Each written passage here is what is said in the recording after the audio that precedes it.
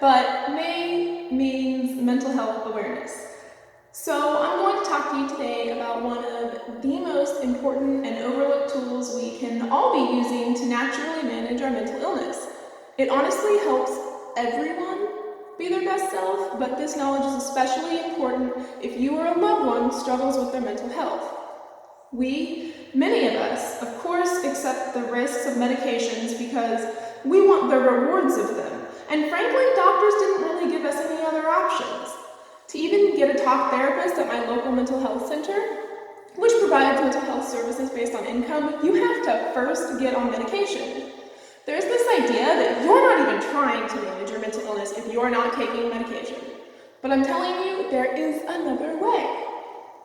Before experimenting with potentially harmful drugs, I invite you to experiment with your diet. Unlike prescription meds, with their myriad of risks and unwanted side effects, it cannot hurt you to try to manage your mental health by changing what you eat. There's no harmful side effects.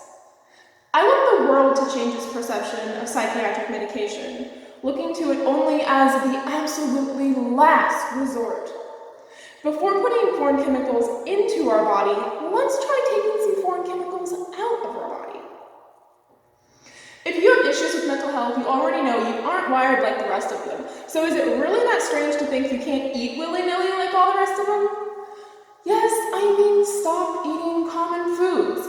Just because everyone does it doesn't mean it's not harmful. Before science convinced people smoking was bad for them, tons of the populace did that without a second thought as to what it was doing to their health. There's chemical reactions happening when we eat, and our happiness and well-being basically comes down to chemicals being in balance. There's another brain in our guts, yes, Google it, and it has serotonin, our happy chemical. This is a pretty new fact, and science is still discovering more and more about how our physical bodies work. Scientific professionals and doctors admit they don't actually know how or why medication for mental illness does work. But the science is in. Depression is no different than brain damage. Actual physical tissue damage has taken place in our brain when we experience depression. And yet here we are, unwittingly damaging our second brain, the digestive system, with harmful chemicals masked as food. There's this phenomenon where it's easier to make mindful and healthy decisions when we are already feeling healthy and good about life. Conversely, when we feel bad, we make poor decisions and don't really care about nourishing our mind and body with what we eat. Part of the reason it's easier to avoid bad food when you're feeling good is because when we're actively taking steps toward a goal, stepping off that path feels like sabotage or a setback. What keeps us from straying off onto donut path is an eye on the prize mentality.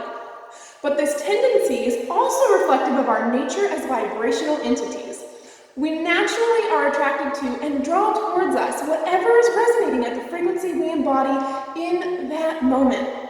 One of the reasons we do step off the path of healthy mind and body, and sometimes stay off the path, is due to so much of the quote-unquote foods we're accustomed to eating acting on our mind and body like a drug. When we don't feel our best, we mistakenly look to food-like products such as sugar, dairy, and gluten for a pick-me-up to improve and or enhance our mood. In our society, these addictive foods are used as rewards, and every holiday and celebration has conditioned us to associate the feeling they give us with the best life has to offer, when in fact they're burdening and harming our digestive system and throwing our brain chemistry out of balance. They significantly lower our vibrational resonance. When you struggle with mental illness, managing vibrational frequency is a must. Be mindful of it.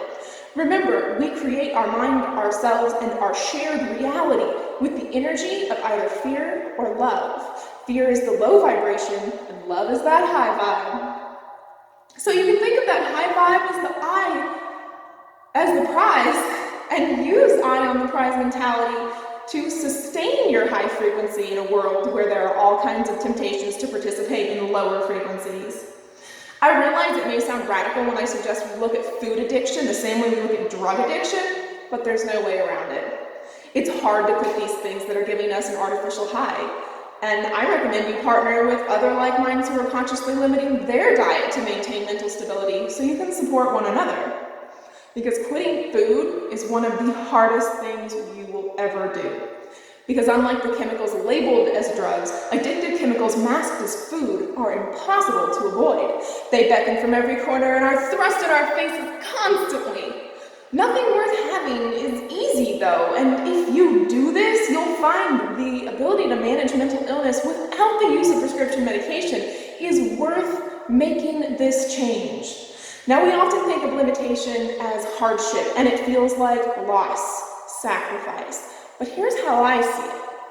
When we impose upon ourselves limitation, we are providing parameters, giving shape, width, definition, which makes vision and intention become reality. Altering your diet is, of course, just one tool that will help you live without being dependent on prescription medication the rest of your life. There's a toolbox. Toolbox, pretend I threw a box here. And the sides are labeled with diet, exercise, self-reflection, and creativity. It's the basics for living your best life with mental illness or without. Diet is arguably the most important and overlooked tool in this toolbox. You are what you eat. And my perspective is that you vibrate at the frequency of what you eat. Next, exercise. Exercise will help you use the food you fuel your mind and body with and give you happy chemicals naturally. Self-reflection. That could mean individual or group therapy, journaling, meditating, but getting to know yourself and track the way your limited human brain functions is very important. Once you understand how the computer works, you can introduce new programming and use existing programming to your advantage. Creativity! We are creative beings. Whether we're aware of it or not, we're creating our own life experience.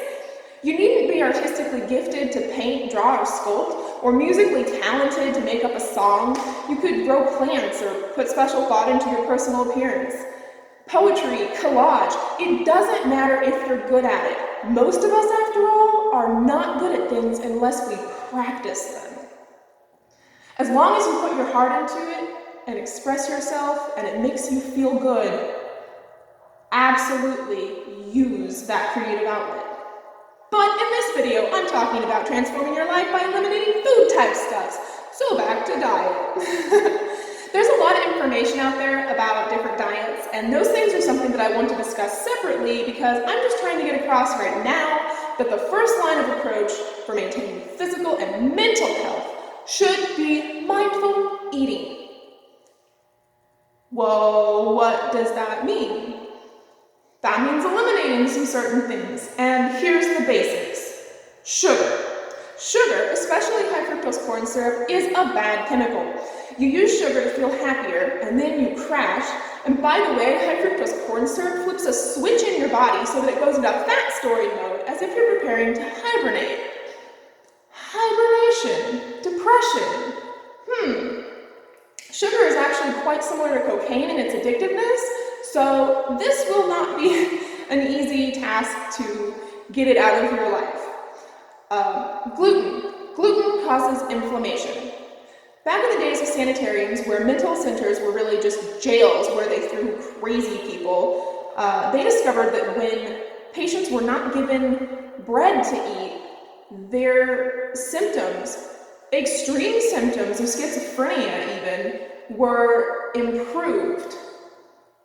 So this is not new, but applying this knowledge to the whole gluten landscape of, oh, it's like a hoity-toity, dumb thing, like everybody's intolerant to gluten, like it's confusing because the gluten, the grain, is so far modified and evolved beyond what our body was able to process that really nearly every human is intolerant to gluten and doesn't realize that it's taken them down a notch.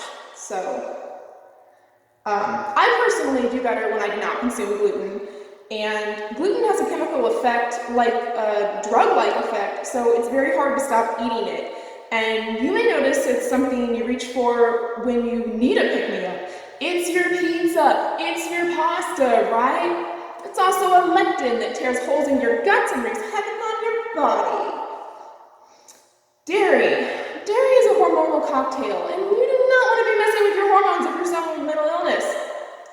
But because nature needed baby animals to crave mother's milk, so they would drink it and not die, milk plugs into our brains like opioid drugs do and produces a temporary high. So it's very hard to kick milk and cheese. You are basically addicted to these chemicals masked as food. We all are. We didn't know any better, but you don't have that excuse anymore. Quitting them is going to be harder than taking the pills doctors want to sell you for mental illness. There's no money to be made by informing the public that food is medicine. Every doctor would be putting themselves out of business if they actually told you how to better take care of yourself. People in your immediate vicinity might question and doubt it and think you're very strange. You may feel alone, but you are not alone. It's one thing to know that you should eat differently and avoid certain foods so you feel better mentally, and it's entirely another thing to do it. It's very difficult to rein in your diet. I have long known all these things myself, and I don't even do it 100%. I cheat, but I don't cheat myself enough that I fall off the wagon and give up the discipline completely. Like 80% or more of my eating is awesome, and I greatly restrict what I consume. I've been in the process of narrowing down my food options for a decade now. It's been a long and hard journey, and I didn't do it alone. So don't expect to make this change all at once, and absolutely reach out to other people for support. The important thing is that you try and become aware of your vibrational frequency and how it's affecting your mental stability. How what you're eating is affecting your mental stability. Thank you for watching. Thank you so much. I worked so hard on this. It took a week to write it, a week to edit it, a week before I could get the video thing to work, and it's been like the hardest thing. Obviously, this was meant for the beginning of May, and it's June 11th, yo. So my hope is that I have expanded your consciousness, and this information has provided you with another option. There's nothing worse than feeling like you're backed into a corner. You have options, you have choices. Don't buy into that victim mentality. And like, comment, and if you dig my vibe, subscribe. Love and light. Bye-bye. Oh, sick, I have a